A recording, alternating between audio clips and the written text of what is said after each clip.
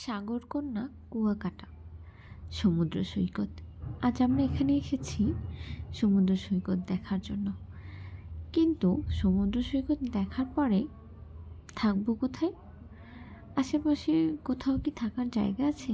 আছে, অনেক রিসোর্ট, অনেক হোটেল, কিন্তু একটু শান্তি খুঁজতে কোথায় থাকা যায় বলুন দেখি।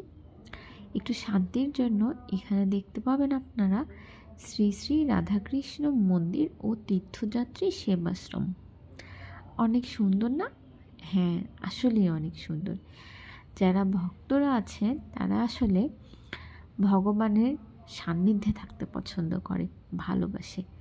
তো সমুদ্র সৈকত দেখতে এসে আপনারা এখানে থাকতেও পারবেন এবং এখানে ভগবানের দর্শনও পাবেন। এই যে দেখতে পাচ্ছেন ভক্তবাস, এটা সম্পূর্ণ ভক্তদের জন্য থাকার জায়গা। এখানে এছাড়াও রয়েছে রাধাকৃষ্ণ মন্দির, শিব মন্দির, কালী মন্দির, এবং এখানে আরেকটি আছে, এই যে দেখতে পাচ্ছেন, এটি হচ্ছে ভক্তদের জন্য প্রসাদ নেওয়ার ব্যবস্থা। যারা প্রসাদভোজী তারা তো বাইরে কোথাও প্রসাদ নিতে পারে না, তো তাদের জন্য আসলে খুব কষ্ট হয়ে যায়, তাদের জন্য এই বিশেষ ব্যবস্থা। আর এই যে রাধাকৃষ্ণের বিভিন্ন সময়ে বিভিন্ন যুগল দেওয়া আছে। আসলে আমি ঠিকভাবে বলতে পারছি না, আপনারা যারা বলতে পারেন, বুঝতে পারেন, তারা হয়তো আমার চেয়ে ভালো পারবেন। আমি আসলেই অতি ছোট একজন মানুষ।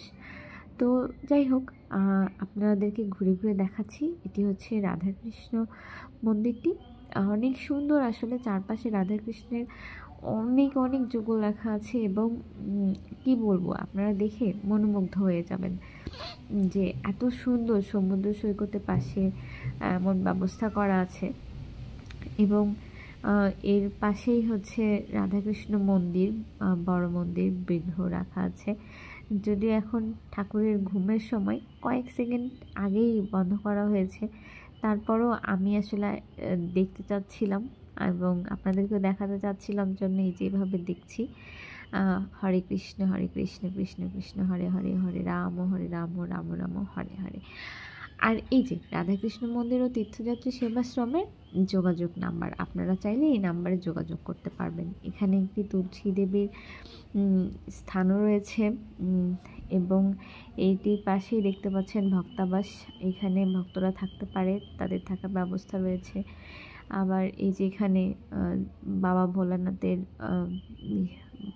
বিগ্রহ আছে, এখানে হচ্ছে আপনার মায়ের বিগ্রহ, সামনে গণেশ বাবার বিগ্রহ রয়েছে এবং আপনারা সকলেই চাইলে এখানে আসতে পারেন ভগবানের সান্নিধ্যে।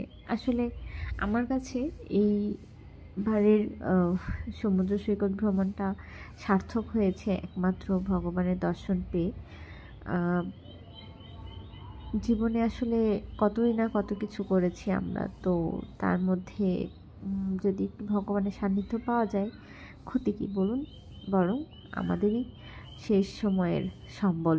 ওং নমঃ শিবায়, ওং নমঃ শিবায়, ওং নমঃ শিবায়।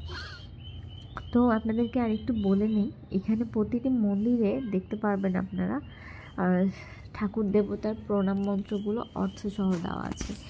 ওই যে গণেশ বাবার ওখানে দেওয়া আছে। তারপর এই যে কালী মন্দিরটি মায়ের হচ্ছে ঘুমের সময় ছিল, হয়তো শয়ন সময় ছিল আর কি, দুপুরে বিশ্রামের। তো এটি হচ্ছে কালী মন্দির।